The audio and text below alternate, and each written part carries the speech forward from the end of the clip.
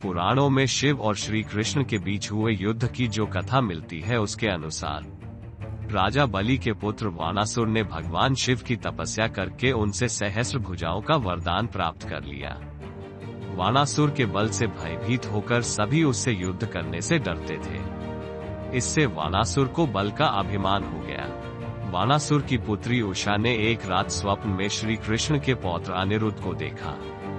उषा स्वप्न में ही अनिरुद्ध को देखकर उस पर मोहित हो गई। उषा ने अपने मन की बात सखी को बताई।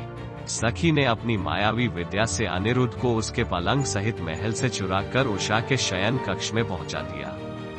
अनिरुद्ध की नींद खुली तो उसकी नजर उषा पर गई। अनिरुद्ध भी उषा के सौंदर्य पर मोहित हो गया।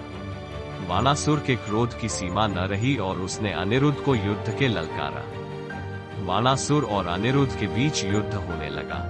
वानासुर के सभी अस्त्र विफल हो गए। तब उसने नागपाश में अनिरुद्ध को बांधकर बंदी बना लिया।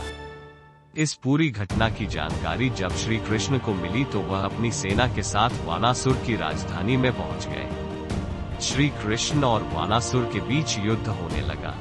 युद्ध में अपनी हार होता हुआ देखकर वानासुर को शिव की याद आई, जिसने वानासुर को संकट के समय रक्षा करने का वरदान दिया था।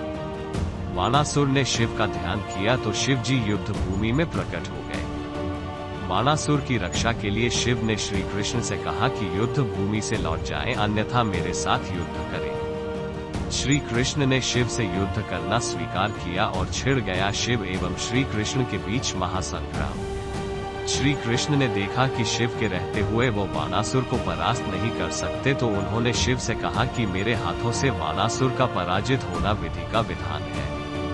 आपके रहते मैं विधि के इस नियम का पालन नहीं कर पाऊंगा। श्री कृष्ण की इन बातों को सुनकर भगवान शिव युद्ध भूमि से चले गए। इसके बाद श्री कृष्ण ने वानासुर चार बाजुओं को छोड़कर सभी को सुदर्शन चक्र से काट दिया।